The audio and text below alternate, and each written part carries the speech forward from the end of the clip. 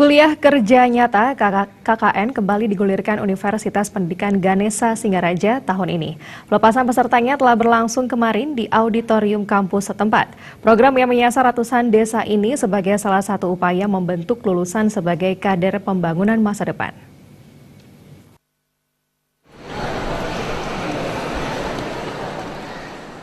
Kuliah Kerja Nyata KKN merupakan salah satu mata kuliah wajib bagi mahasiswa, khususnya yang S1.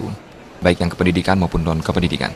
Tujuannya untuk memberikan pengalaman belajar langsung di masyarakat, memberikan kesempatan untuk mengembangkan pemikiran berdasarkan iptek dan multidisiplin.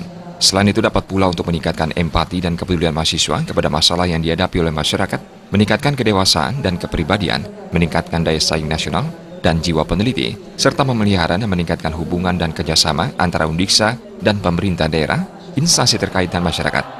Peserta KKN tahun ini sebanyak 2.247 mahasiswa dengan menyasar 124 desa 7 kabupaten di Bali.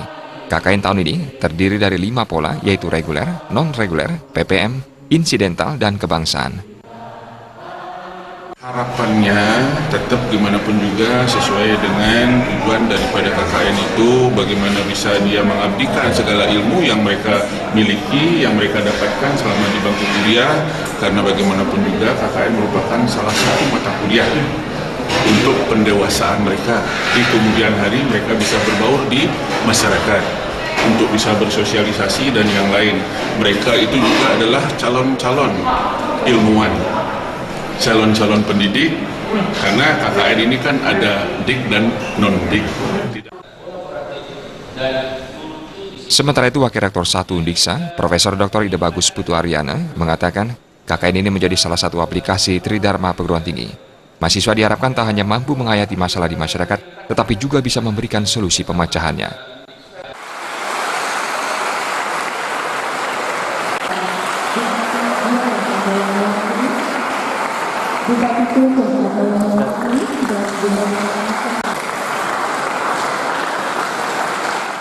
Yang diharapkan dalam kegiatan KKN itu adalah pengamalan iptek oleh mahasiswa di masyarakat.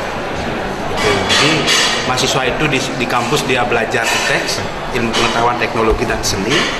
Kemudian begitu dia datang ke masyarakat, mereka implementasikan. Jadi implementasikan antara teori apa yang mereka dapatkan, kemudian mereka terapkan di masyarakat dalam rangka memecahkan masalah yang ada di masyarakat. Itu. Nah, kemudian KKN ini adalah suatu kegiatan yang interdisipliner. Jadi mahasiswa kita datang ke desa itu, mereka berasal dari berbagai bidang studi. Persoalan yang ada di masyarakat nantinya bisa terinventarisir.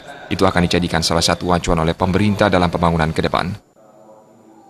Komang Yuda, Bali TV.